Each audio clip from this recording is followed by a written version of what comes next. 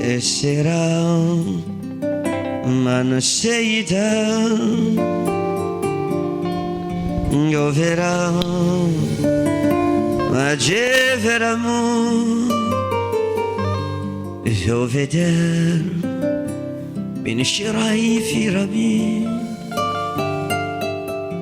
Sorema Yasrai Minuraba Esera Manaseida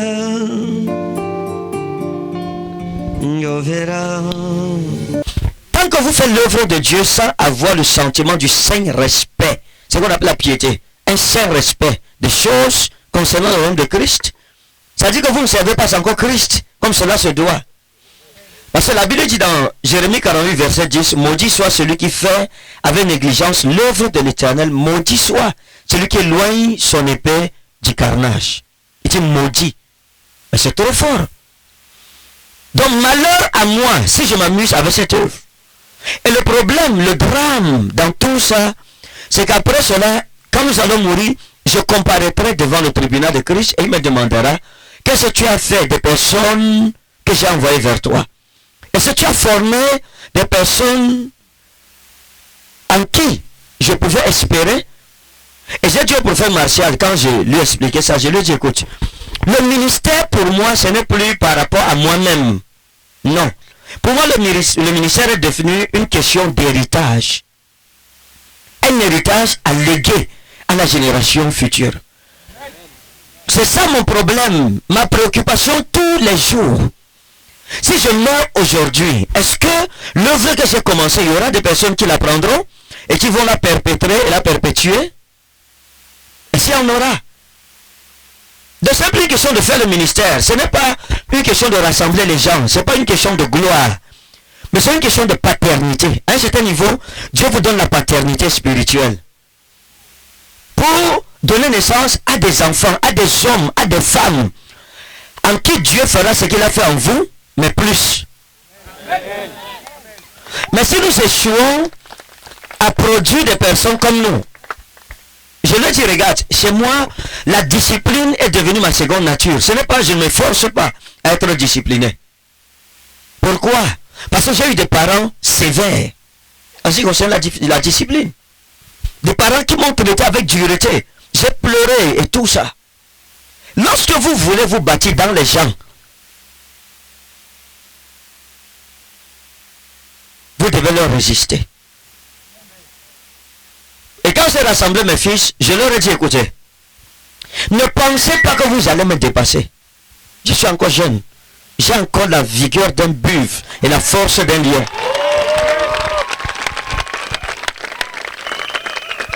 Je leur ai dit, ce n'est pas possible. Parce que dans l'histoire, c'est où vous me dirigez, ou c'est moi qui vous dirige. Lorsqu'on parle de pasteur porinei en grec, oh, c'est pas le nom. C'est berger, berger. Pas de nom. Je sais que les gens vont venir, je suis pasteur. Je dois être l'avant, le troupeau. Je dois l'encadrer. Les exhorter, ok, voici comme ça. Voilà comment on va faire, voilà. Oh. Et j'ai dit à ceux qui sont à Rema Ministry Mission, vous vous préparez bien. Pendant la convention, il y aura des changements et des bouleversements dans l'église Rema. Parce que vous allez comprendre ce que je suis vraiment à partir de 2018. L'apôtre Paul a dit que lorsque votre obéissance sera accomplie, nous punirons toute désobéissance. Donc ça veut dire, il y a un temps où vous prenez pour enseigner les gens. Vous leur enseignez la discipline, la parole de Dieu, la volonté de Dieu, le leadership, etc. Il y a aussi un temps où on suppose qu'ils sont rassasiés et matures. On n'enseigne plus. Mais on met l'ordre. On applique ce qu'on a enseigné pendant des années. Vous savez, je suis arrivé en Côte d'Ivoire. Vous avez suivi ça à la télé. Je ne peux pas m'associer à la négligence. Je peux négliger ma nourriture. Je peux négliger ce qui me concerne. Mais quand c'est la maison de mon Dieu, oh, là je deviens feu dévorant. I cannot play with that. Le Dieu qui m'a sauvé de l'islam, oh, faut jouer avec lui loin de moi. Ce n'est pas possible.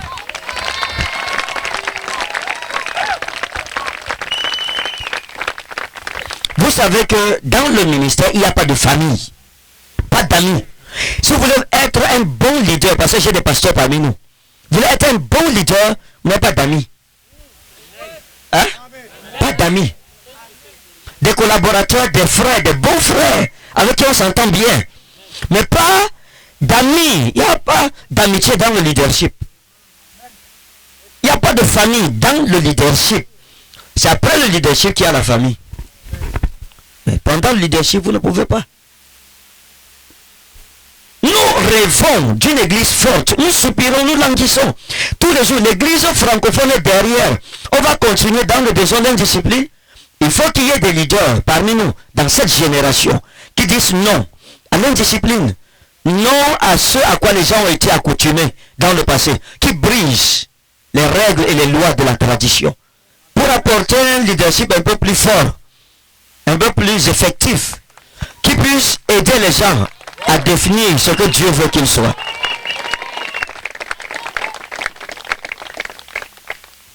Tout à l'heure, je causais avec ma belle-soeur, je lui ai demandé, j'ai pris son téléphone, je lui ai dit, attends, ton mot de passe, c'est un nouveau téléphone. Elle m'a dit oui. J'ai dit, tu crois que je peux trouver ton mot de passe? Heureusement, elle m'a dit que je crois. Comme c'est le truc avec les points comme ça. J'ai dessiné son mot de passe, j'ai déverrouillé. Il y avait ma directrice générale des finances qui était à côté. Elles ont ouvert les yeux. J'ai dit, c'est pour vous dire que l'histoire, c'est même dans la famille, ça peut te prendre à n'importe quel moment. Il n'y a pas de famille dans l'œuvre de Dieu. L'apôtre Paul a dit que si nous avons connu Christ avant selon la chair, maintenant nous ne le connaissons plus ainsi. Et il dit, et désormais que nul ne me fasse de la peine, car déjà je sers de libation. Je sers de libation. Je sens déjà l'odeur du tribunal de Christ. Donc je fais vite pour rectifier mes erreurs. Pour essayer de faire bien ce que je n'ai pas pu faire bien dans ma jeunesse. Oh, et il y a les gens qui ne veulent pas qu'on avance.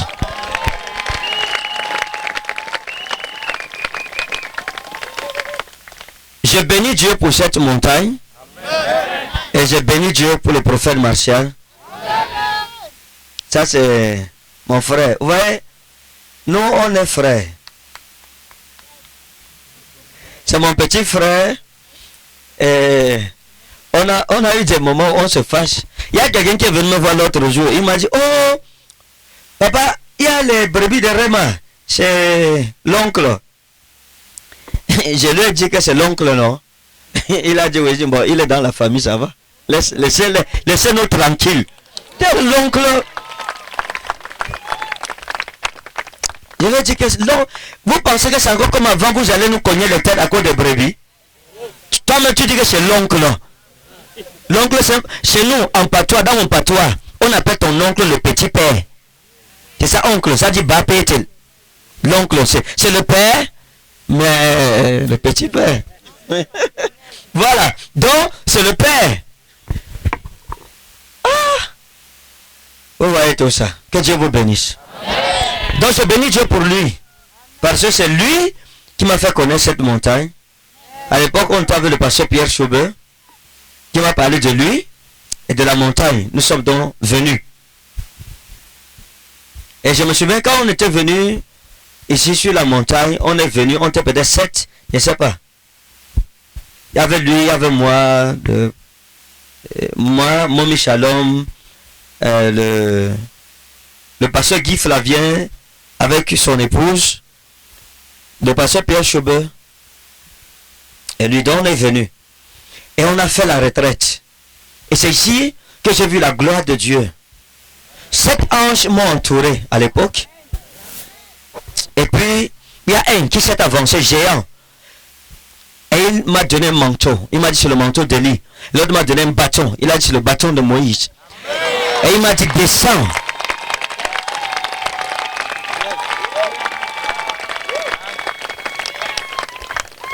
Il m'a dit descends avec cette puissance et cette grâce.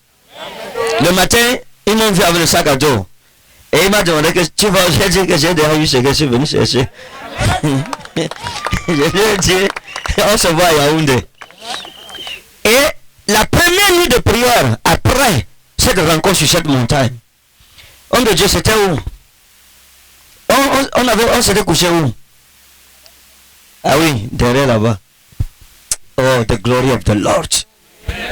Et la première nuit de prière là, quand on a fait ça, à l'époque, l'église était à Ngousso.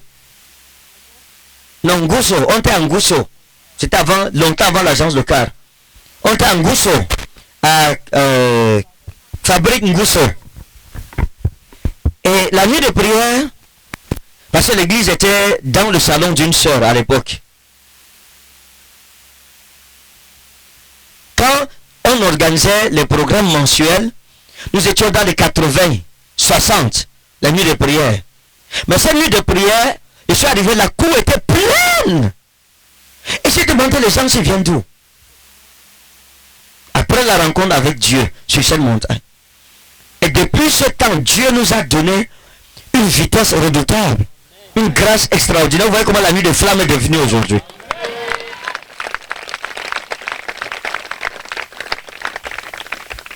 Donc Dieu est fidèle. Il est fidèle. Et une chose que vous devez comprendre dans la marche avec Dieu, ce n'est pas facile. Et pendant tout le temps que nous allons passer sur cette montagne, je sais que mon Seigneur révolutionnera la mentalité de plusieurs.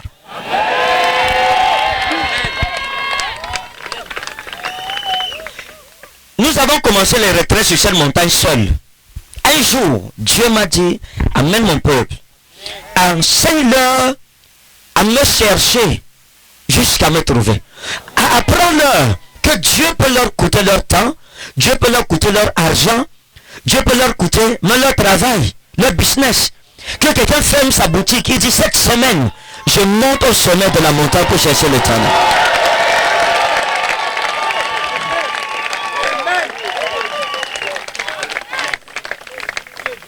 Donc c'est à partir de ce moment que j'ai commencé et j'ai lancé la première édition l'année passée.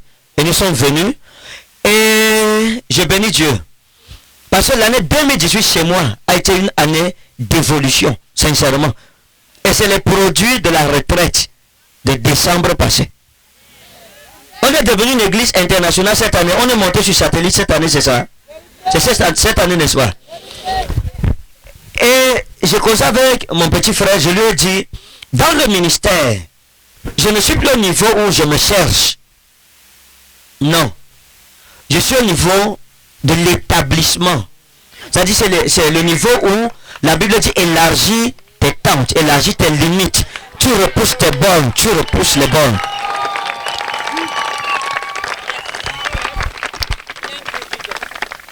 Et le Seigneur Dieu, le Père des esprits des prophètes, m'a encore montré la force de sa fidélité à Douala. Lorsque nous sommes arrivés, jeudi, on nous a annoncé que la nuit de prière ne peut plus se passer, le sous-préfet a refusé. Ce n'est pas possible. Or, on avait communiqué pendant longtemps et les gens savaient que c'était au stade Ndungé. Donc, la même nuit, j'ai fait un enregistrement à l'église, j'ai demandé à Yolande d'envoyer ça à Yaoundé. De venir sur Yaoundé, elle a plutôt envoyé. Quand les techniciens travaillent, ils finissent, ils viennent pour lancer la télé lâche. De minuit à 5 heures du matin. À 5 heures, ils ont relancé et puis l'annonce est passée. On a fait la nuit de prière. Nous, à Douala, l'église est sur plus de 2000 mètres carrés, mais ça n'a pas suffi. Il y avait les gens dehors.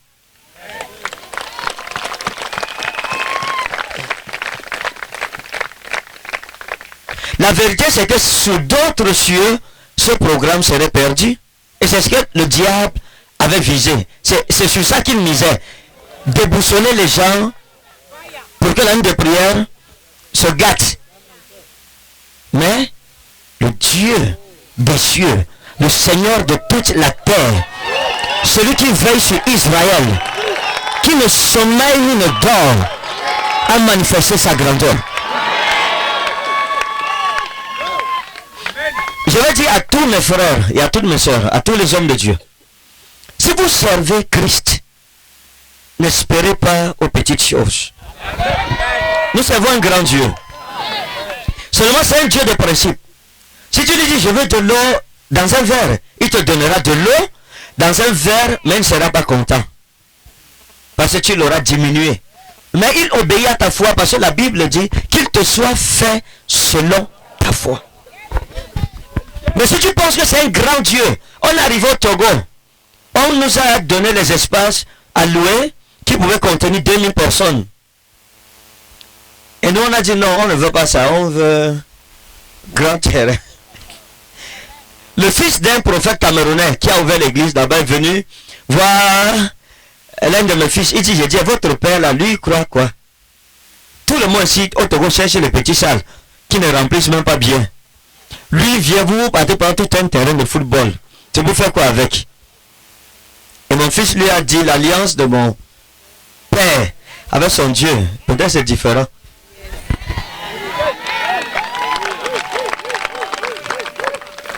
Et à l'heure où je suis en train de parler, nous avons loué un terrain au Togo qui est comme le terrain de en face de Radio Bonne Nouvelle. Hein? On a loué un terrain comme ça. Et c'est maintenant que le pasteur là-bas est en train de travailler. Il n'y a pas de tente. Et au Togo, quand il fait soleil, c'est une chaleur caniculaire.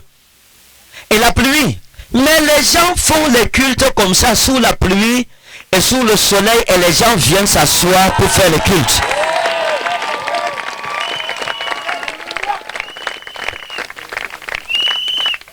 À partir de ce moment, vous n'avez plus besoin de penser. Parce que vous comprenez que la fidélité de Dieu est dans votre vie. Et j'ai eu l'habitude de dire, nous marchons avec Dieu par sa parole. Quand le Seigneur m'a appelé, il m'a dit, tu as remarqué partout, tu es passé parmi les jeunes gens de ton âge, tu as été distingué parce que j'ai mis un signe sur toi pour ce temps-ci. Car voici venu le temps de l'encre bleue. Une saison est arrivée pour notre nation et nous sommes arrivés à maturation par rapport à la prophétie du Cameroun. Si un homme de Dieu échoue dans cette saison, c'est qu'il a voulu échouer. Première chose. Si un homme de Dieu échoue dans cette saison, c'est qu'il est paresseux. Lorsque les gens me voient, il y a des gens qui disent c'est la sorcellerie ou c'est la magie. En vérité,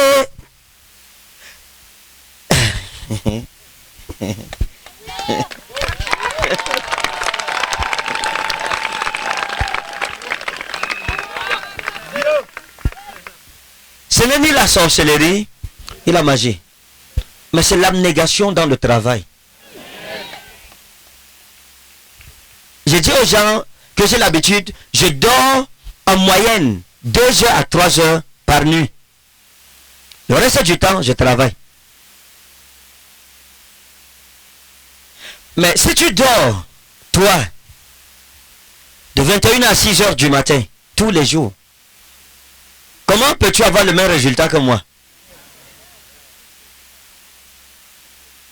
Ce n'est pas possible. Donc, celui qui croit en Dieu, mais il faut agir avec lui. Voilà pourquoi le Seigneur Jésus a dit, le Fils fait ce qu'il voit faire au Père. Et il dit, jusqu'à présent mon Père agit, moi aussi j'agis. C'est important. Donc, mais si le Père agit et tu n'adjoins point ton action à celle du Père, il n'y aura pas de réaction. C'est-à-dire le résultat. Donc la paresse est l'une des principales causes de mortalité spirituelle parmi les hommes de Dieu et les enfants de Dieu. La paresse. Le refus de faire. La paresse c'est quoi? C'est le refus de faire au temps opportun ce qui est opportun. C'est ça la paresse. Voir le temps passer inutilement. Oh, j'ai appris à investir dans chaque seconde que Dieu m'a donné. Et même sur le plan financier, c'est la même chose. J'ai reçu mon oncle Yaouba. Ça faisait plus de 23, 24 ans, on ne s'est pas revu. Il est arrivé à la maison. Et puis il m'a demandé, ton secret c'est quoi? Je lui ai dit mon secret. Je te le dirai volontiers. Lorsque Dieu me donne 500, je ne mange pas les 500. J'ai réfléchi que je peux faire comment pour que les 500 s'y deviennent 1000 francs. Et quand j'ai réussi à transformer mes 500 000 francs, j'ai réfléchi comment je peux faire de ces 1000 francs 2000. Et j'ai expliqué ça. Jésus nous a enseigné cela dans la parabole des talents. l'œil a pris, il a enterré, il n'y a pas eu de fructification. L'autre a cherché à multiplier. Quand le maître est venu, il en avait plusieurs. Et le maître l'a béni pour cela. Donc, le don que Dieu nous donne, il nous donne un. Mais la responsabilité de la fertilisation de ce don nous incombe. Est-ce que vous comprenez? Vous êtes un homme de Dieu. Dieu vous donne le don de guérison. Il vous donne une poignée de dons. C'est à vous de multiplier ce don, de l'amplifier, en sorte qu'il devienne efficace et que vous l'exerciez comme jamais personne l'a fait dans votre génération. Donc vous comprendrez que le service de Dieu n'a plus rien à voir avec la compétition. Non. Je ne sais pas Dieu par compétition avec quelqu'un. Qui est le meilleur prédicateur? Qui est le plus grand prophète? Qui rassemble le plus de monde? Qui est plus grand au Cameroun? C'est la folie. Vous devriez servir Dieu par rapport à un héritage à laisser. La question c'est, lorsque ceux qui viendront après nous viendront, aurais-je quelque chose que je leur aurais donné? Est-ce qu'ils se souviendront de moi par une de mes œuvres? Parce que si vous n'avez pas d'héritage à laisser, c'est votre héritage qui vous rend perpétuel. Voilà pourquoi l'apôtre Paul a dit, et qui recherche l'immortalité. Et qui recherche l'immortalité. Chaque enfant de Dieu, chaque homme de Dieu doit chercher l'immortalité. Je peux mourir dans les entrailles de la terre. C'est un échec. Tout le monde le fera.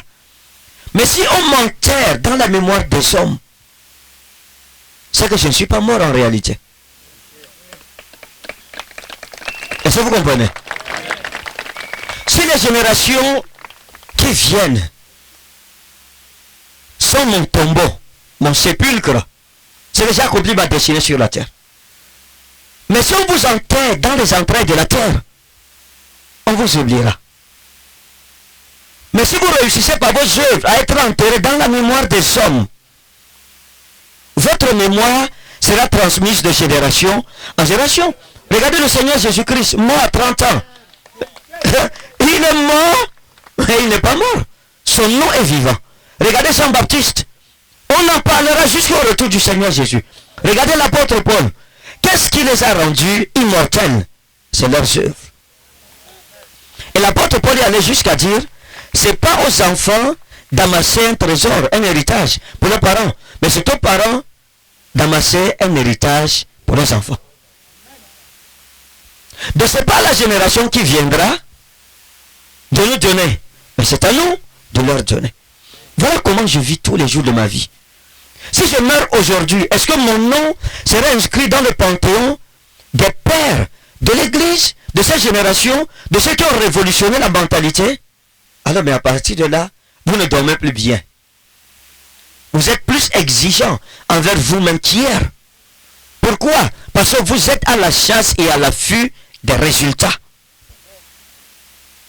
Et tant que vous n'êtes pas exigeant envers vous-même, vous n'irez nulle part dans la foi avec Christ. Vous ne pouvez pas. Vous ne pouvez pas servir Dieu sans la discipline. Hein? Et le thème que nous avons eu ce mois, l'Éternel combattra pour vous et vous gardez le silence. L'Éternel combattra pour vous et vous gardez le silence. Mais quel privilège de savoir que l'Éternel combat pour moi. Ouais, quelqu'un pour qui Dieu combat, ça veut dire qu'il a une grande importance aux yeux de Dieu. Au point où il ne dit pas que les anges de l'Éternel combattront pour vous et vous gardez le silence. Il dit l'Éternel lui-même. Mais imaginez donc quel est l'honneur et la grandeur de celui pour qui Dieu lui-même vient combattre. Je ne sais pas si les gens comprennent la quintessence. Que tel que vous êtes, Dieu vient combattre pour vous. Et dit vous gardez le silence. En réalité, c'est même pas une bonne traduction. Hein? C'est pas une bonne traduction. Parce que l'Ancien Testament en hébreu, il dit Yahweh lakem ou attenta harisun. L'Éternel vous remplacera dans vos combats. Est-ce que vous comprenez? Ça veut dire il va te prendre il t'amène comme ça. Et il prend ta place.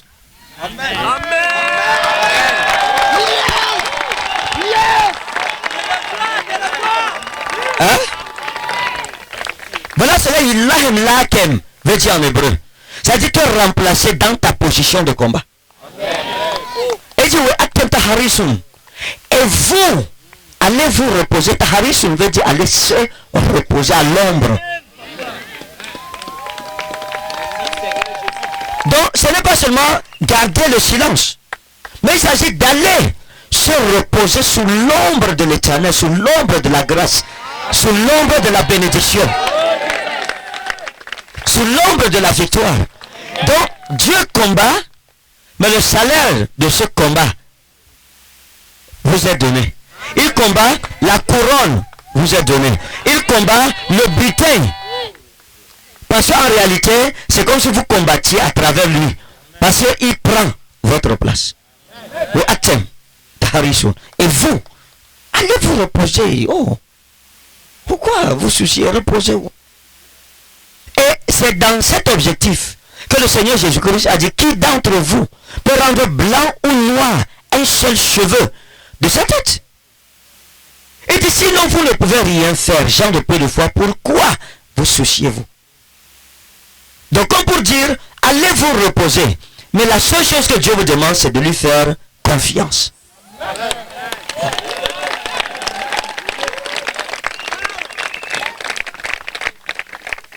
Et j'ai expliqué que le repos dont il est question dans Exode 14, 14 n'est pas un repos simple. Parce que imaginez-vous, vous imaginez qu'il y a un gros camion qui vient vers vous. J'essaie de traduire l'esprit hébraïque du texte.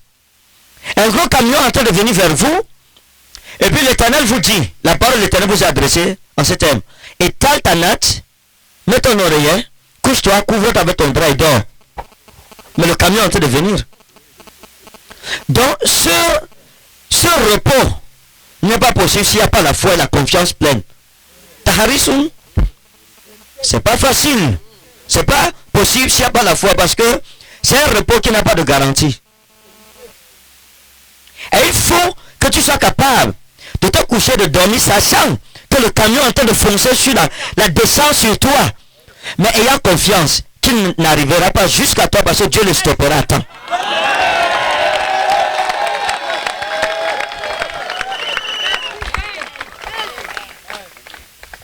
C'est pour dire que pour que Dieu te donne la délivrance, il faut que tu payes d'abord cette délivrance. Que tu donnes le gage. C'est-à-dire que tu donnes la garantie. Que tu donnes une hypothèque qui est la foi. Voilà pourquoi la Bible dit, or sans la foi il est impossible de lui être agréable. Car il faut que celui qui s'approche de Dieu croit que Dieu existe et qu'il est le rémunérateur de ceux qui le cherchent. Hébreux 11 verset 6. Et au verset 2 du même chapitre, il dit, pour l'avoir obtenu, les anciens ont obtenu un témoignage favorable. Mais en grec, favorable, en réalité, c'est supérieur. Hein? Les anciens ont obtenu un témoignage supérieur. Parce qu'ils ont possédé la foi. Maintenant, la foi en elle-même, donc, c'est quoi?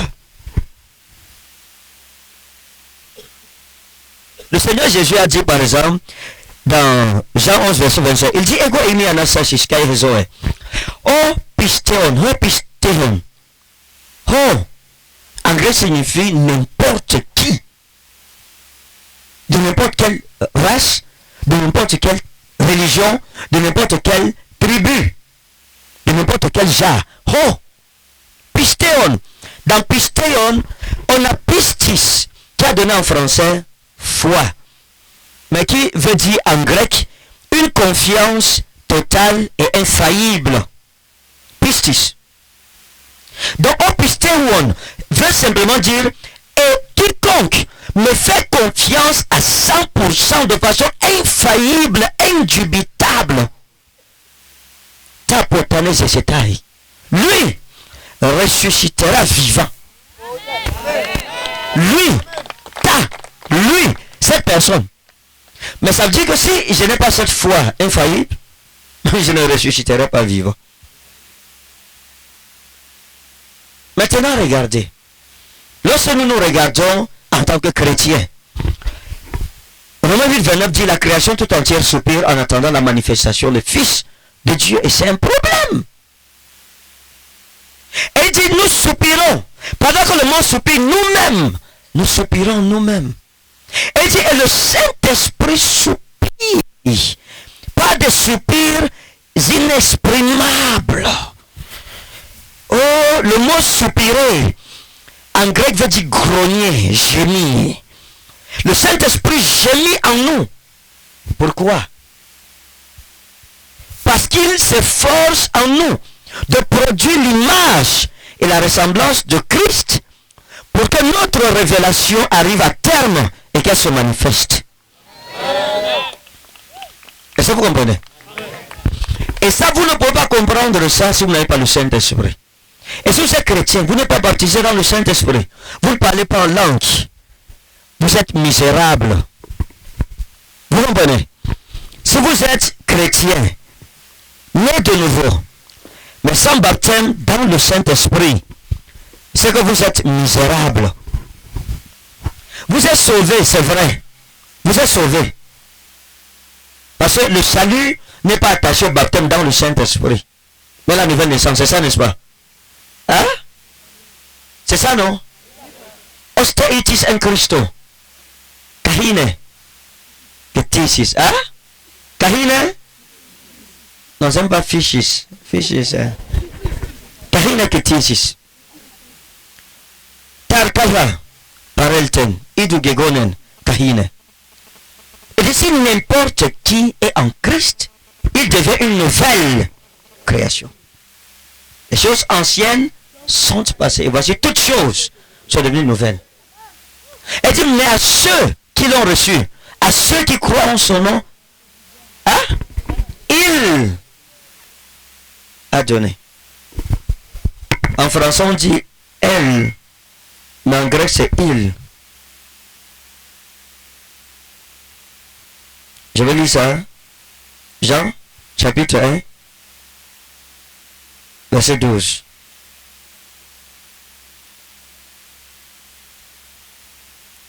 Il dit, Osoide elabon auton. Puis,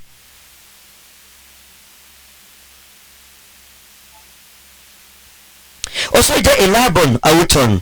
Mais à ceux qui l'ont reçu, auton, en français, ici il y a un problème de traduction. Il dit, Osoide elabon auton. Mais à ceux qui l'ont reçu, en français quand on dit l'ont, L apostrophe O-N, c'est ça n'est-ce pas? À ceux qui l'ont reçu. En fait, on ne sait pas, ça peut être masculin ou féminin. Mais la traduction en anglais est meilleure. Hein? En anglais, je ne sais pas comment je vais traduire ça. Je peux dire, to them who received him. Him, pas her. Donc c'est masculin. Osoide elabon auton. Et doken autois exousian. Et doken autois exousian. Il leur a donné l'autorité. Tegnateu genestai. De définir enfant de Dieu. Mais en réalité, lorsqu'on dit Tegnateu genestai, en grec, genestai vient de la racine ginomai. Ginomai qui veut dire engendrer. Il leur a donné le pouvoir d'être engendré par Dieu. Ça veut dire que Dieu les a engendrés. Et si je suis engendré par Dieu, je suis de Dieu. Et si j'ai été engendré par lui, son ADN est en moi. Est-ce que vous comprenez? Et si l'ADN de Dieu est en moi, ça veut dire que je suis un Dieu. Hein? Voilà pourquoi l'apôtre Paul a dit, tel il est, tel nous sommes. Pourquoi?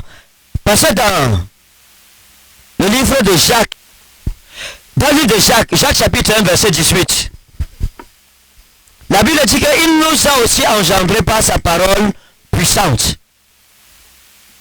Donc j'ai été engendré, il dit, et d'aucun autois exousian, tegna teu genestai. Il leur a donné, ça dit Jésus, à tous ceux qui ont reçu Christ. Reçu qui? Jésus. Qui leur donne le pouvoir? Jésus leur a donné le pouvoir d'être accouché par Dieu. Ginomai, engendré ou accouché.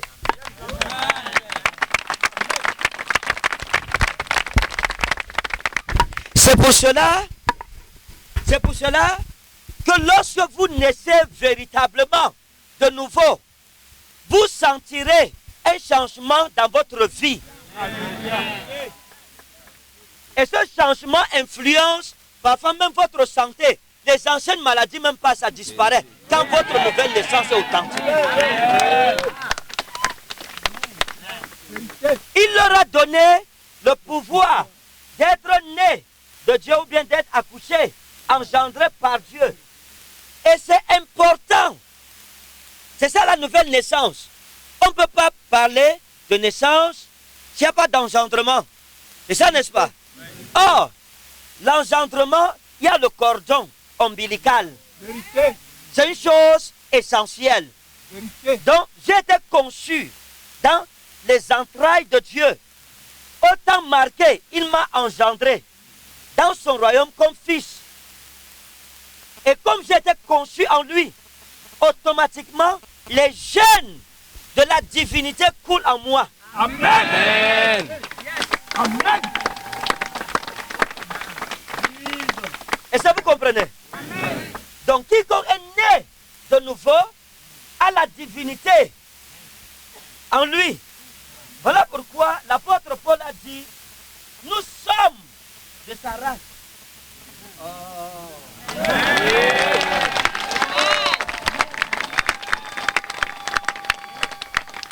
Hein? Il dit quoi? Nous sommes de sa race. De sa race. Amen. Et lorsqu'il dit que nous sommes de sa race, c'est sérieux. Dis à ton voisin, c'est une affaire sérieuse. C'est une affaire sérieuse.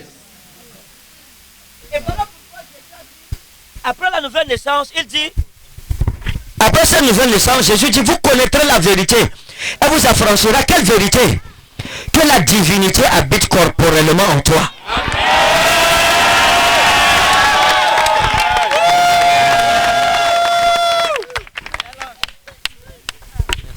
Parce que quand vous ne comprenez pas ce mystère, le diable vous fera souffrir des maladies, des limitations qui n'avaient aucune autorité sur vous. J'étais en train de rentrer de Douala dernièrement après la nuit de prière. Et un policier m'a arrêté.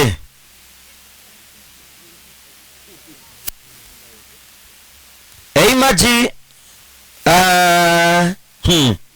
voici.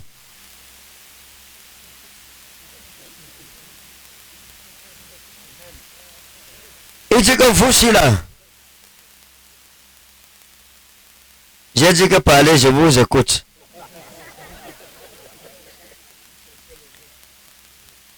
Il me dit que, est-ce que vous ne savez pas qu'à l'entrée de Boumnieben, on doit rouler à 30 km par heure?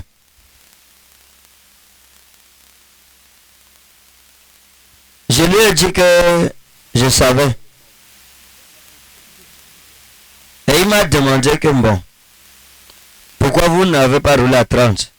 Le radar vous a pris. Je lui ai dit que donc, quand vous me regardez, je ressemble à un imbécile. Le radar m'a pris qui? Moi si. Le radar m'a pris. Donnez-moi alors le papier où le radar m'a flashé avec l'immatriculation de ma voiture et la vitesse. Donc, vous pensez que je suis bête jusqu'à ce point? Il dit, eh, pas vraiment. Eh, vous, on peut même pas prendre quelque chose chez vous.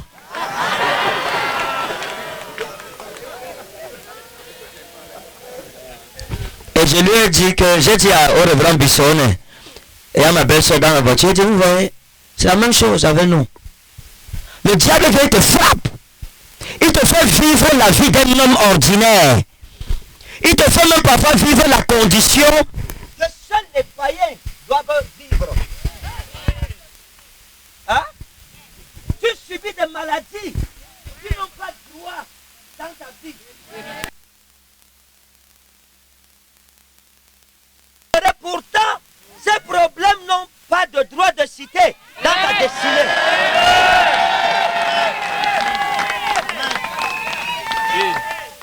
Mais comme tu ne connais pas la vérité, le diable te mate. Je bénis Dieu pour les hommes, pour des hommes comme l'apôtre Paul. Quand vous lisez Paul, votre mentalité change. Vous comprenez? Lisez pour changer. Lisez pour deux objectifs. Vous changez et changez le monde. Parce que si vous lisez sans vous changer, ce que vous ne lisez pas. Et si vous lisez, vous ne changez pas le monde. Ce que vous ne lisez pas. Paul dit en auto gar zomen.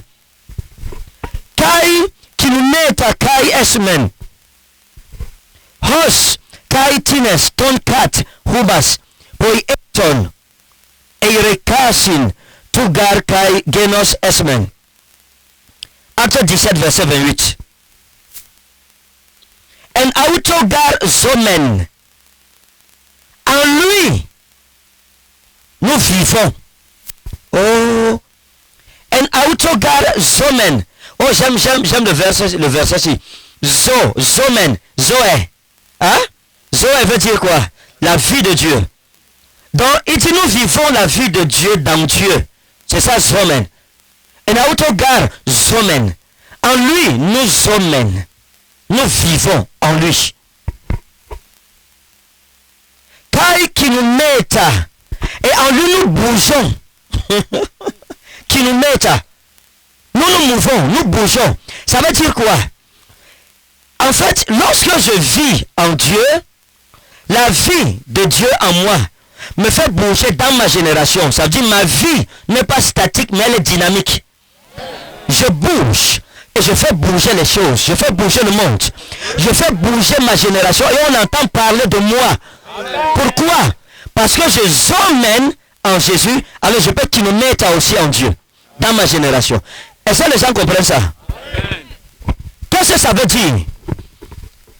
L'apôtre Paul veut dire simplement que parce que nous emmènons en Dieu, nous vivons en Dieu, nous mouvons dans notre génération. Et les gens entendent parler de nous. Nous avons une influence sur ce qui nous entoure. Parce que nous vivons la vie de Dieu en Dieu. Kai qui nous met à Kai Hesmen. Il dit, nous mouvons. C'est-à-dire que nous faisons bouger les choses. Oh Seigneur, aide-moi à leur expliquer ça. Qui nous met en grec veut dire quoi? Vous arrivez par exemple, lui, il est statique. Moi, je lui donne le dynamisme. C'est ça qui nous met. Donner la vie à ce qui ne vit pas. Faire en sorte que ce qui ne bougeait pas est le mouvement en soi. Transmettre la vie et l'action qui nous met à guérir ce qui était malade au point de mourir. Et redonner la vie à la chose. Sauf que la chose, ça sortit comme une gazelle dans une prairie. Et on dira, mais ça c'était mort. De la vie de Dieu me donne le kilomètre. Et quand vous avez le kilomètre, la Bible dit que quand Jésus-Christ est entré dans la maison de l'apôtre Pierre, il a trouvé sa belle-mère malade, n'est-ce pas? Parce que Jésus avait le Zoé. Hein? Parce qu'il zoomène en Dieu, il vivait la vie de Dieu en Dieu. Quand il a salué, le kilomètre est entré dans la belle-mère de Pierre. Et s'est mis à le servir, à vivre. Donc le Zoé de Dieu en moi me donne le kilomètre que je transmets. Le kilomètre, c'est moi qui le transmets aux autres. Mais le Zoé, c'est Dieu qui me le transmet. Vous comprenez? Mais voici autant de richesses dont nous ne jouissons pas. Et il dit, Kai kilomètre, Kai Hesmen. Oh, Kai Hesmen. Il dit, Kai Hes Men. Et nous sommes. En lui, nous vivons et nous transmettons le kilomètre et nous sommes. Oh, Kai Hes Men. Et nous sommes. Vous voyez, quand je lis en grec, la compréhension, c'est pas comme en français. Quand vous m'entendez m'exclamer, c'est que je ne sais pas comment expliquer. Il dit, Kai Hes Men. Et nous sommes. Ça veut dire, qu'est-ce que ça veut dire, Seigneur? Et nous sommes. Oh, Kai Hes Men. Nous sommes. Ça veut dire que rien ne nous change. Nous sommes. Et ça vous rappelle quoi? La divinité. Tu leur diras, je suis. C'est le même verbe utilisé pour Hesmen. Nous sommes. On appelle je suis, moi aussi. Je suis. Ça veut dire quoi? J'ai une identité spirituelle. En fait, ça veut simplement dire que je n'existe pas seulement, mais je vis. Je suis une identité remarquable. Je suis un être irremplaçable et mon existence est reconnue par le ciel et la terre. Kai Hesmen. Attendez, je vais vous expliquer encore mieux ce que le grec veut dire. Quand il dit Kai Hesmen, ça veut dire j'occupe une place dans le monde. Et cette place est véritablement occupée. Et toutes les générations reconnaîtront que quelqu'un a occupé cette place. En fait, ce n'est pas que j'étais, ce n'est pas que je serai. Dans toutes les générations passées, présentes et futures, je suis.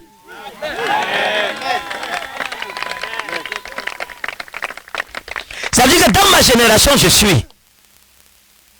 Et quand je mourrai, je suis toujours. C'est-à-dire les gens parleront de moi comme si je vivais, on va me chercher, comme si j'étais derrière la maison ici. Pourtant je suis mort. Donc en fait c'est un état où je vis dans le présent permanent. Voilà ce que ça veut dire en grec. Il n'y a pas de passé, il n'y a pas de futur. Je vis dans le présent permanent. Le temps passe et je suis. Et ça, c'est l'identité de Christ. Je suis.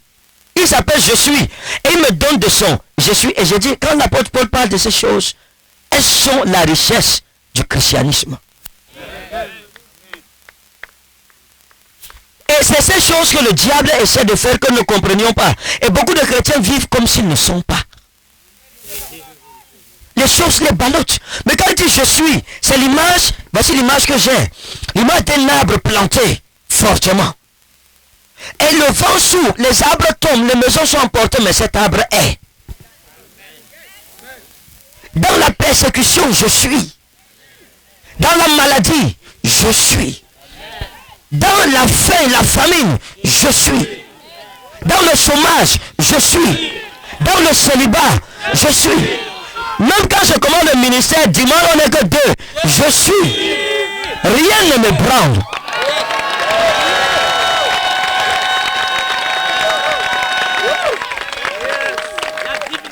Hein? C'est de ça que l'apôtre Paul parle lorsqu'il dit Kahesmen. Et nous sommes. Ça veut dire que nous n'étions pas. On ne dira jamais que je fus. Oh, il était puissant. Je le suis. En fait, l'apôtre Paul évoque la transmission de l'invariabilité de Dieu jusqu'à nous. Nous devenons invariables. Nous sommes inamovibles, inchangeables. Et vous vous posez la question, demandez-vous, est-ce que le Hesmen de Dieu est en vous? Est-ce que vous êtes? Parfois, nous changeons les couleurs comme les caméléons, aux couleurs des circonstances qui font notre vie. Or, quand le Hesmen de Dieu est en vous, ce n'est pas les circonstances de votre vie qui vous donnent une couleur, c'est vous qui donnez votre couleur aux circonstances de votre vie.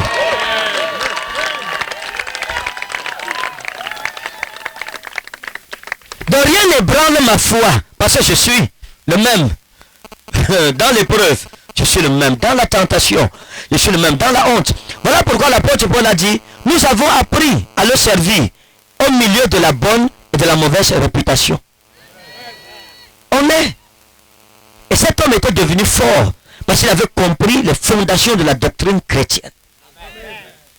Et c'est de cela que Jésus a parlé lorsqu'il dit, vous connaîtrez la vérité.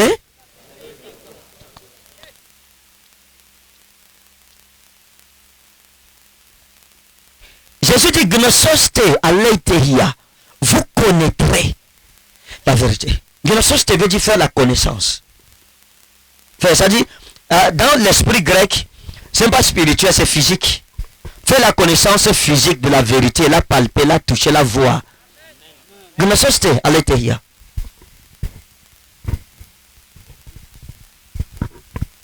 Et dit, kai aletheia, eleuteruseis umas. Et elle brisera vos chaînes. Donc quand tu rencontres la vérité brise tes chaînes. Et tu deviens ami avec cette vérité. Et si la vérité a le pouvoir de briser tes chaînes et que vous êtes amis, personne ne peut plus t'enchaîner. Parce que la vérité devient ton gardien.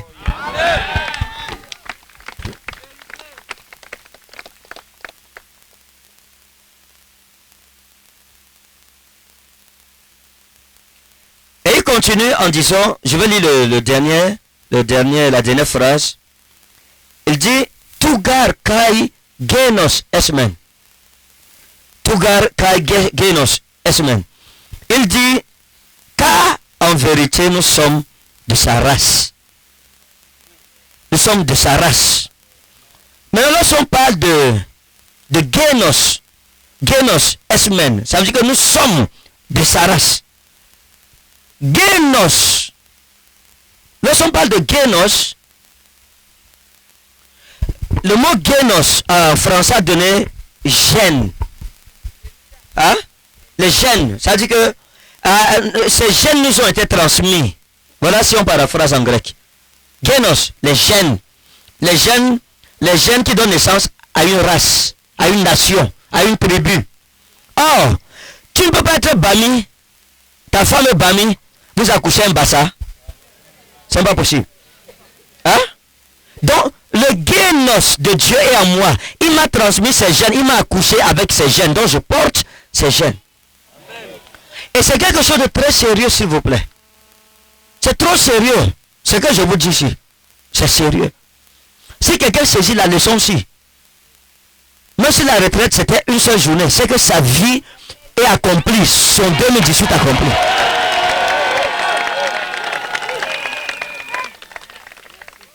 Il dit, Genos Hemos. Il dit, nous sommes ces gènes. Nous sommes ces gènes. Nous sommes ces gènes. Regardez. Lorsqu'une femme accouche, elle a porté l'enfant pendant 9 mois. Maintenant, je vais essayer de parler. Et je sais que Dieu vous ouvre l'esprit pour comprendre. Hein? Entre l'homme et la femme qui est enceinte de l'enfant. La femme, n'est-ce pas? La femme qui est enceinte de l'enfant. Oui. Mais la vérité, la réalité, c'est que c'est l'homme. Lui, il a été enceinte de l'enfant depuis sa puberté. Hein?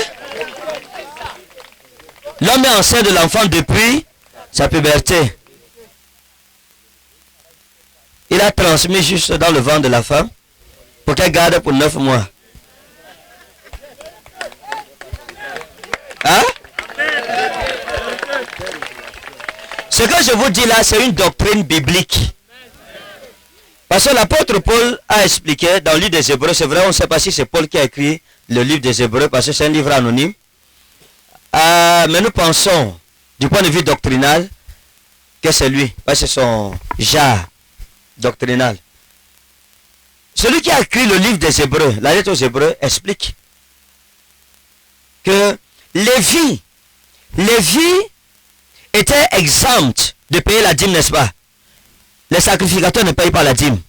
Dans l'Ancien Testament, c'est ça? Lévi ne devrait pas payer la dîme.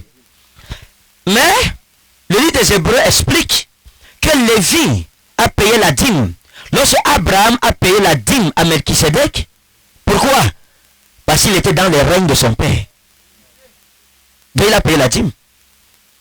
Donc ça veut dire qu'Abraham était enceinte de Lévi avant que maman Sarah enfante.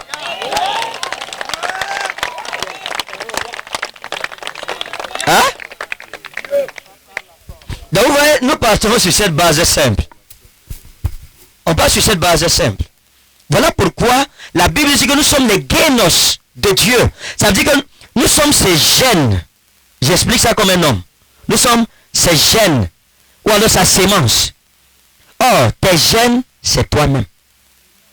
Voilà pourquoi pour reconnaître la paternité, c'est à travers l'ADN. Et l'ADN de Dieu, c'est la divinité. Et la question de la divinité est tellement revenue dans la Bible que cela devrait nous interpeller. Les Juifs persécutent Jésus parce qu'il a dit qu'il est le Fils de Dieu. Et le Seigneur se plaît en disant, mais si l'Écriture, si Dieu a appelé Dieu, ceux à qui l'Écriture a été envoyée, comment me persécutez-vous parce que j'ai dit que je suis le Fils de Dieu? Hein? Il dit que si Dieu a appelé Dieu avec petit d, tous les hommes à qui sa parole a été envoyée. Jésus dit, ah, pourquoi donc vous êtes étonné que je dis que je suis le Fils de Dieu, puisque moi aussi, sa parole m'a été envoyée? Oh, donc Dieu appelle ceux à qui sa parole est envoyée, qui la reçoivent et qui la pratiquent des dieux. Maintenant, dans Somme 82, verset 6, lui-même dit, j'avais dit, vous êtes des dieux. Vous êtes tous des fils du Très-Haut. Mais cependant, vous mourrez comme des hommes. Vous tomberez comme un prince quelconque. Mais à partir de ce moment, il faut que chacun de nous pose la question. Suis-je un Dieu ou suis-je un homme? Et j'ai expliqué un mystère à l'église dimanche. J'ai dit qu'il y a une dimension où Dieu veut nous amener. C'est la dernière dimension. Oh, j'ai expliqué ça, n'est-ce pas? La troisième dimension, la supérieure. Qui n'était pas là dimanche, qui n'a pas suivi l'explication. D'accord, je vais expliquer ça rapidement, un résumé. Et je vais finir avec. Parce qu'après ça, nous devons faire le groupe de prière. Chacun doit appartenir à un groupe de prière. Et nous voulons les hommes de Dieu de partout. C'est un programme pour l'église. Ce n'est plus une question de Réma, c'est une question de l'église de Dieu. Donc, tous ceux qui sont hommes de Dieu, on aura besoin de 24 hommes de Dieu qui vont diriger chacun un groupe de prière. Que Dieu vous bénisse. Amen. Maintenant, j'explique ça rapidement. Dans Matthieu, chapitre 7, verset 7, Jésus a dit, demandez, l'on vous donnera. Cherchez, vous trouverez. Frappez, l'on vous ouvrira. Et si Jésus a catégorisé les chrétiens et les hommes de Dieu, et il a montré qu'il y a 3 dimensions dans le service de Dieu. 3 dimensions. Et chacun de nous appartient à une dimension. La première dimension, c'est la plus petite, celle des enfants. Et si demandez, l'on vous donnera. Là, on demande. Et Dieu, on attend que Dieu nous donne. Là, c'est les enfants. Il faut toujours demander pour que Dieu donne. Tu demandes et tu attends et puis Dieu donne. Tout le monde fait ça. On demande, on attend. Mais la deuxième dimension devient un peu plus compliquée. Il dit, cherchez et vous trouverez. Dans cette dimension, quand on demande, on ne reçoit plus. Dieu n'exauce plus la prière. Il faut chercher. C'est une dimension de manifestation spirituelle, des dons spirituels, une vie surnaturelle avec Dieu, qui n'est pas donnée par la prière, qui n'est pas le fruit de l'exaucement d'une prière, mais qui est le fruit d'une passion, d'une aspiration, d'un travail. On cherche, on fouille, on se sacrifie, on fait des sacrifices dans les jeûnes, dans la prière, dans des retraits spirituels, pour opérer dans la dimension des choses cachées. Ces choses, c'est Dieu lui-même qui les cache, pour qu'elles ne soient révélées qu'à ceux qui ont soif d'elles. C'est pour cela que Dieu a caché la femme à Adam. Il est demeuré célibataire. On ne sait pas combien d'années il est resté célibataire dans le jardin d'Éden. Parce qu'il n'avait jamais aspiré à la femme. Dieu ne lui a pas donné la femme parce que la femme était un trésor caché par Dieu. Dieu pouvait le créer et créer la femme en même temps. Mais Dieu n'a pas voulu lui donner la femme parce que la femme appartenait à la dimension de bénédiction cachée pour Adam. Il fallait qu'il aspire, qu'il désire la femme. Et Dieu a vu que lui là, il ne comprenait pas ça. Et il a été célibataire longtemps.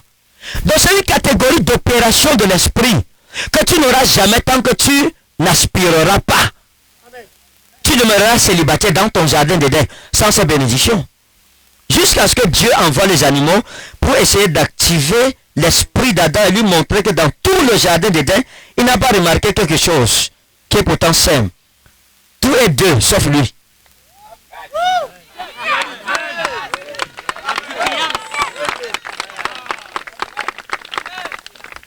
C'est pour dire quoi? Il y a des dimensions avec Dieu. Parfois Dieu nous aide dans notre faiblesse. Il crée un besoin, il crée un problème qui nous rappelle notre lacune. Et nous je souffre. Ah! Il y a des choses. Comment je n'ai pas pu voir ça? Et immédiatement, Adam est devenu triste. Quand il a fini de donner le don, il regarde à côté, il n'y a personne. Il est seul. Il dit, qu'est-ce que j'ai fait pour mériter ça? Pourquoi je suis seul, moi seul? Oh! Et attendez, je vais vous expliquer un mystère. Et qu'est-ce qui s'est passé? Dieu a conçu l'homme et l'homme a conçu la femme. Hein? Quand vous réfléchissez un peu, vous découvrirez que certainement après cet épisode, Adam est devenu triste. Pourquoi? Il a commencé à imaginer aussi sa part de femelle.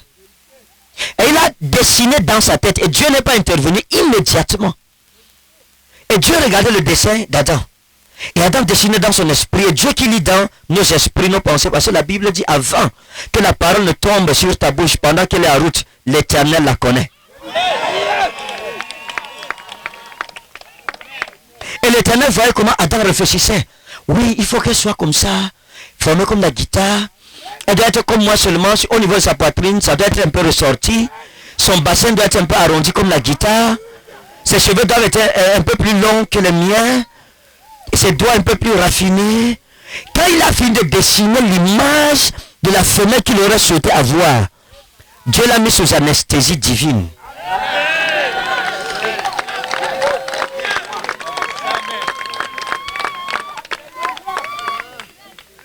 Et le Seigneur a tiré dans sa côte la femme, comme pour dire quoi? Tes plus grands besoins, les dons que tu recherches, la dimension que tu veux opérer est déjà en toi.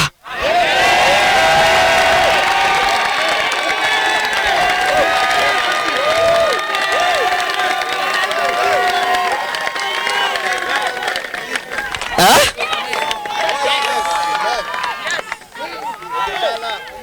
Vous comprenez? Imaginez-vous un instant une personne qui était pauvre dans votre quartier et qui subitement est devenue très riche. Est-ce que c'est deux hommes différents? C'est le même homme.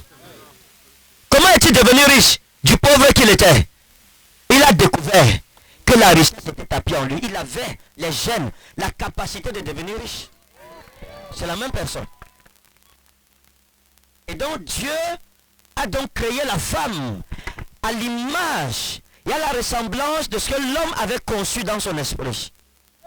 Et voilà pourquoi, lorsque l'homme s'est réveillé, attendez, je vais vous montrer quelque chose. La Bible dit que Adam vit, l'homme vit la femme, n'est-ce pas? Il vit la femme. Et la réponse est, cette fois-ci, voici la chair et l'os. Oui, attendez. Pour moi qui suis littéraire, si tu dis ça, ça veut dire que ça a une certaine distance de toi. C'est ça, n'est-ce pas? Bon, mais là, il y a un problème. Parce que la côte a été ôtée. Donc, la femme, normalement, devrait être créée à côté de l'homme et être couchée. Comme ça, quand elle se réveille, elle dit que c'est toi, c'est qui? Ah, ok, d'accord. Tu es là. Quand on l'a couché, on a enlevé la côte. Et s'il voit la femme à distance, ça veut dire que elle s'est réveillée. Dieu a dit, j'ai une surprise pour toi. Dieu a caché la femme d'abord. Attends. Il va se réveiller. Il va sortir de son anesthésie générale tout à l'heure. Et quand il s'est levé, Dieu a dit à la femme, vas-y. Elle est sortie derrière l'arbre où elle était. Et quand le monsieur l'a vu, il a dit, hey!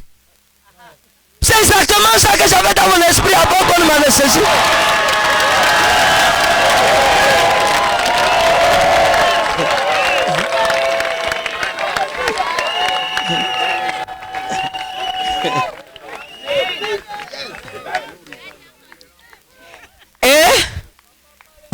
savoir une chose.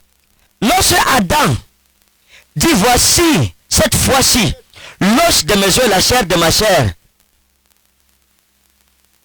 il voulait dire quoi? Attendez, je vais vous expliquer. Qui comprend? Qu'est-ce qu'il voulait dire?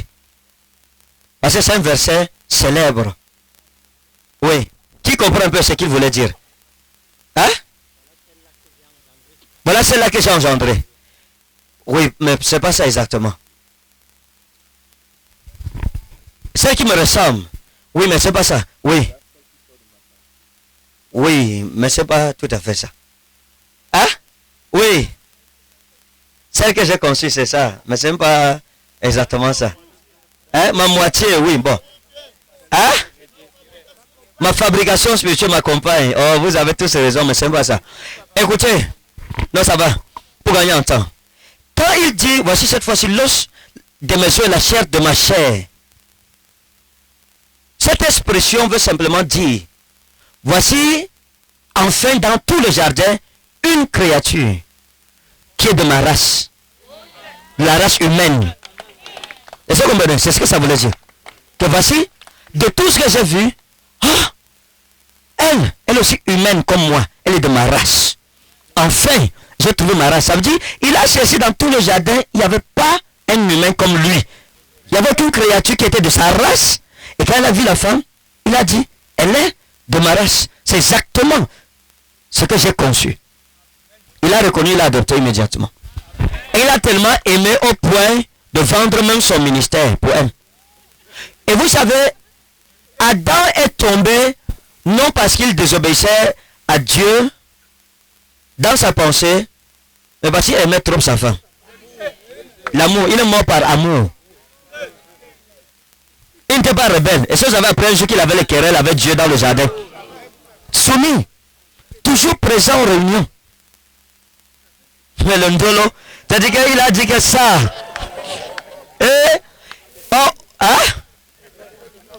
Donc il n'a pas discipliné son amour pour sa femme. Et il est mort pour sa femme, par amour pour elle.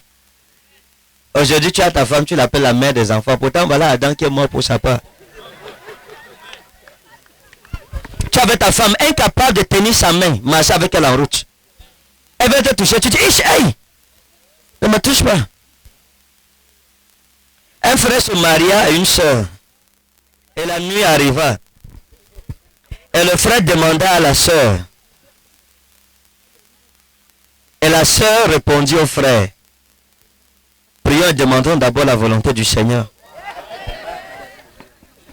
Vous voyez.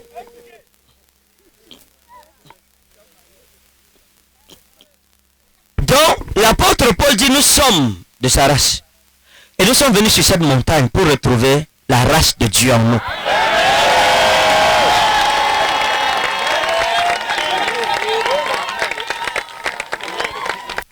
Parce que dans tous les domaines de nos vies, et pour nous qui sommes hommes de Dieu, Satan ne se soumettra pas à nous s'il ne trouve pas cette race en nous. Il ne peut pas. Les démons ne peuvent pas se soumettre. Voilà pourquoi le démon a dit au fils de Séva, je connais Paul, il est de sa race. Vous êtes de quelle race?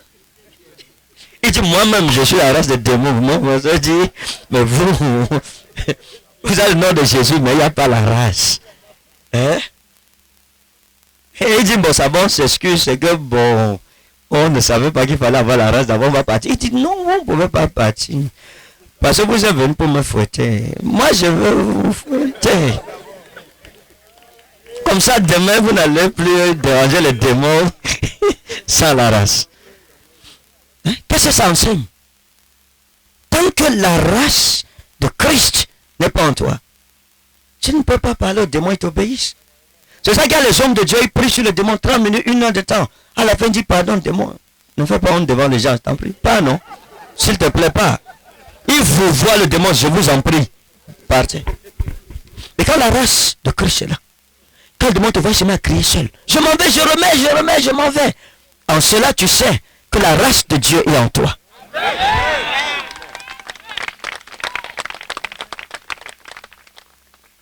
Donc ma prière pour vous, c'est qu'en descendant de cette montagne, chacun devient kamikaze dans le règne de Satan.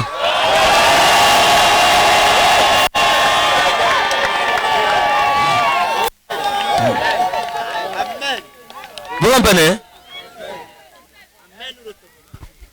Vous savez ce que les Arabes, les musulmans arabes ont dit aux chrétiens quand ils font sauter les bombes? Ils ont un adage, un slogan. Notre amour pour la mort est plus fort que votre amour pour la vie. C'est le slogan des kamikazes. Ils disent que notre amour pour la mort est plus fort que votre amour pour la vie. C'est-à-dire que pendant que vous voulez vivre, vous fuyez la mort. Nous aimons la mort. Donc il faut des slogans forts, il faut des kamikazes dans nos familles. Ça veut dire que quand un démon est envoyé en mission, il entend ta voix et dit, je dis, c'est Frédéric qui est là, c'est seulement la voix de Frédéric.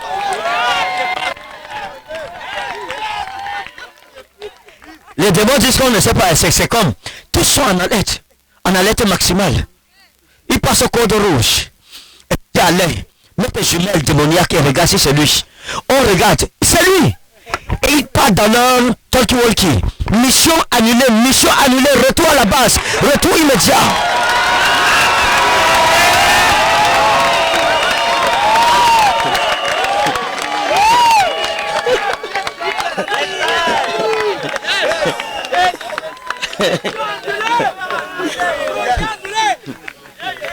Écoutez,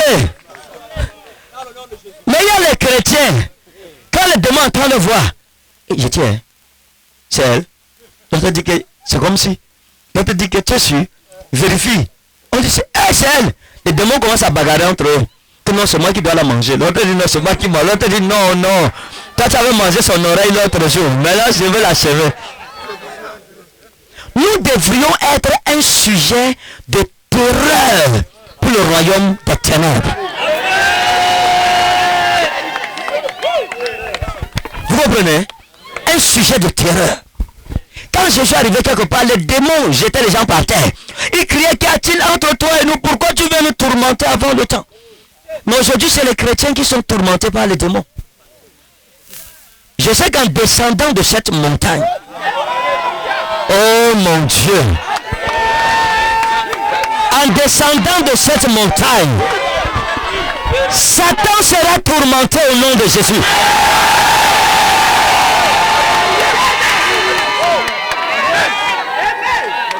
Les sorciers seront tourmentés au nom de Jésus.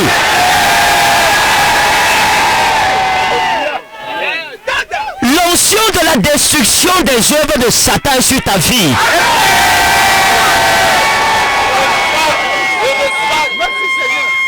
Partout où chacun de vous sera, il causera des dommages, des dégâts irréparables dans le monde des ténèbres.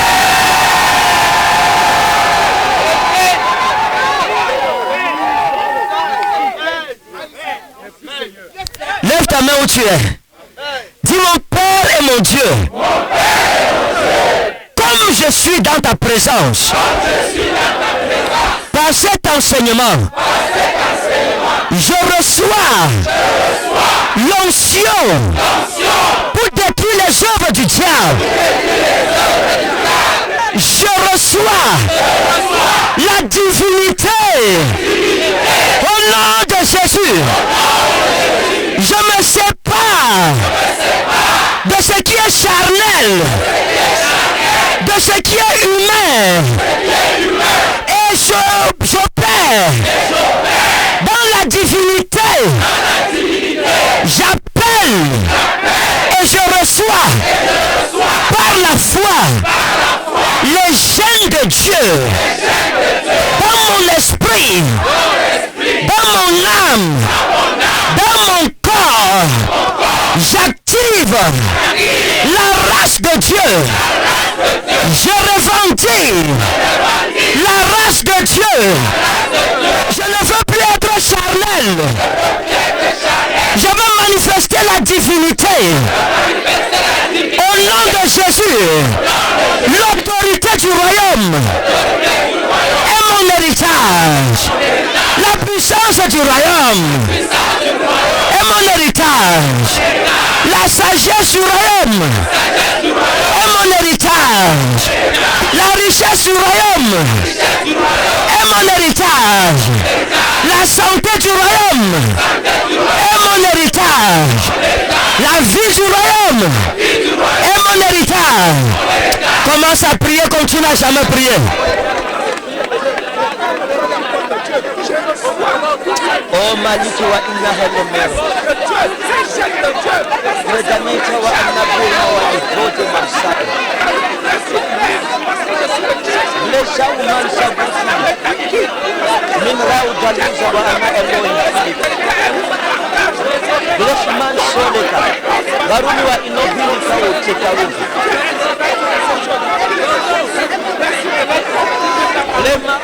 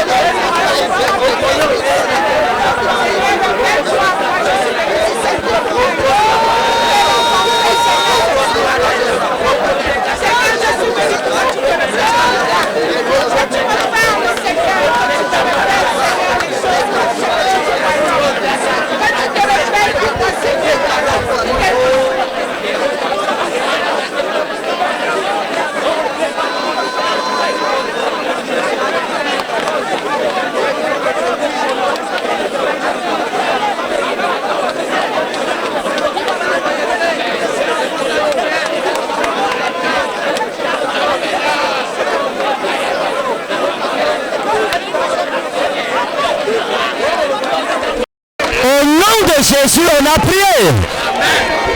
Au nom souverain de Jésus, on a prié.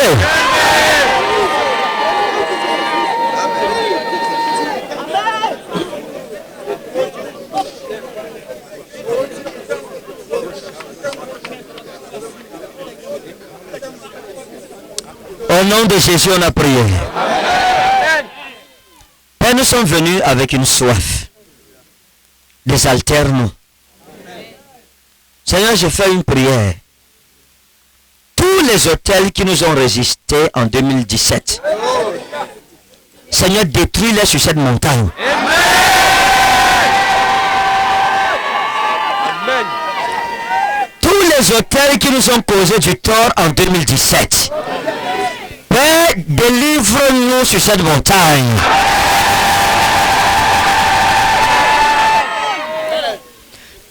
Péchés qui nous ont causé du tort en 2017. Seigneur, sépare-nous de ces péchés sur cette montagne.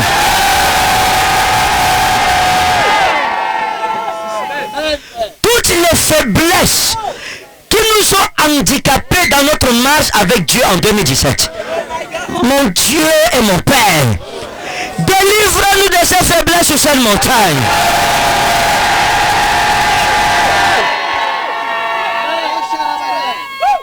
Lorsque Moïse est allé sur la montagne, il est revenu le visage transfiguré.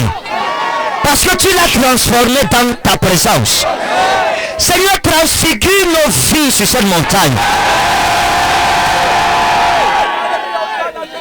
Transfigure nos ministères sur cette montagne. Transfigure nos mariages sur cette montagne. Transfigure nos églises sur cette montagne. Transfigure nos affaires sur cette montagne. Oh Dieu, toi qui es assis sur le trône, transfigure ma vie. Je ne descendrai pas de cette montagne comme je suis monté. Au nom souverain de Jésus-Christ. Dis Amen 3 fois comme le tonnerre.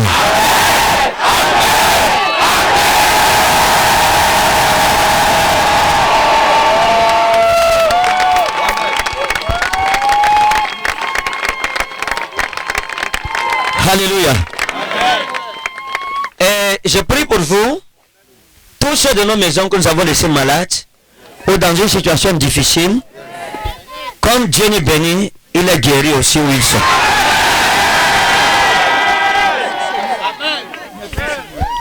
Ok, nous allons faire le groupe de prière. Et c'est le révérend Romain là. Est-ce qu'il est là? L'assurant a pied où? Donc rassurez-vous d'appartenir à un groupe de prière. Chaque heure, il est 19h. Donc ça veut dire normalement il y a un groupe qui doit prier à partir de 20h. Donc 20h à 21h, 21h à 22h, 24h sur 24, en journée comme de nuit. Rassurez-vous d'être dans un groupe de prière. Puisse le Seigneur vous bénir. Ok, tu vas organiser. Esera manaseida Yovera Majeveramu Yoveder Binishirai Firabi Surema Asrai min Rabba